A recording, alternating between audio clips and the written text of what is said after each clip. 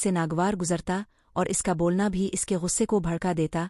कामयार के दिल में कहीं ना कहीं एक ऐसी अधूरी सी चोट थी जिसने इसके जज्बात को तल्ख बना दिया था। वो खुद भी नहीं जानता था कि इसका ये गुस्सा मोहब्बत के ख़त्म हो जाने की वजह से है, किसी टूटी हुई तवक्को का नतीजा। मगर जब भी इरा इसके सामने आती तो इसके अंदर दबी हुई सारी तलखियाँ एकदम जाग उठतीं। इसका लहजा सख्त हो जाता, आंखों में तेजी आ जाती और वो आपे से बाहर हो जाता, जैसे इरा की मौजूदगी ही इसके दिल के जख्मों को छेड़ देती हो।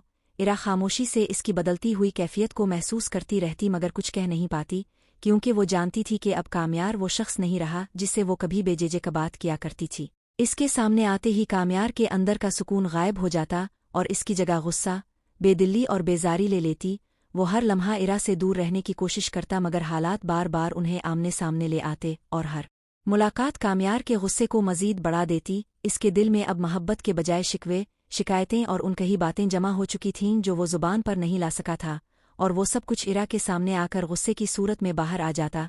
इसके लिए इरा अब वो सहारा नहीं रही थी जो कभी इसकी ताकत थी, बल्कि एक ऐसी याद बन चुकी थी जो इसे मुसलसल बेचैन रखती थी। कामयार की ये कैफियत इरा के लिए किसी खामोश सज़ा से कम ना थी, क्योंकि वो जानती थी कि कामयार के दिल में इसके लिए अब वो जगह बाकी नहीं रही जो कभी इसका हक थी। मगर फिर भी दिन कामयार के दिल में अब इरा के लिए वो पहले जैसे जज्बात बाकी नहीं रहे थे जो कभी इसकी हर सांस के साथ जुड़े हुए थे। वक्त के साथ साथ इसके दिल में बसने वाली मोहब्बत आहिस्ता आहिस्ता बेहिस्सी, तलखी और गुस्से में बदल चुकी थी। वो जज्बा जो कभी इसे सुकून दिया करता था अब इसके अंदर एक बेचैन आग की तरह सुलगता रहता था। कामयार की आंखों में इरा के लिए जो नरमी और चाहत कभी झलकती थी वो अब सख्ती और नागवारी में ढल गई थी।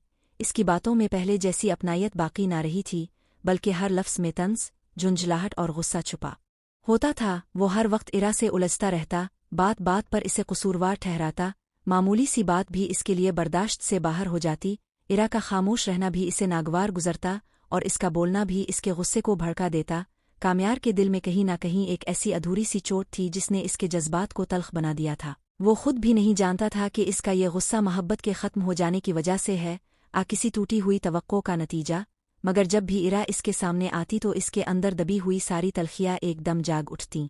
इसका लहजा सख्त हो जाता, आंखों में तेजी आ जाती और वो आपे से बाहर हो जाता, जैसे इरा की मौजूदगी ही इसके दिल के जख्मों को छेड़ देती हो।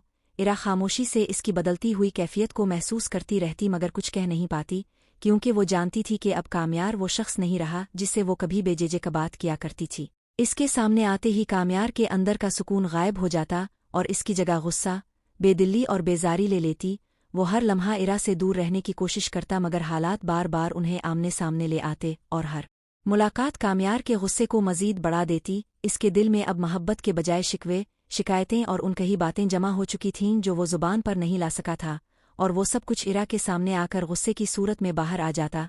इसके लिए इरा अब वो सहारा नहीं रही थी जो कभी इसकी ताकत थी, बल्कि एक ऐसी याद बन चुकी थी जो इसे मुसलसल बेचैन रखती थी। कामयार की ये कैफियत इरा के लिए किसी खामोश सज़ा से कम ना थी, क्योंकि वो जानती थी कि कामयार के दिल में इसके लिए अब वो जगह बाकी नहीं रही जो कभी इसका हक थी। मगर फिर भी दिन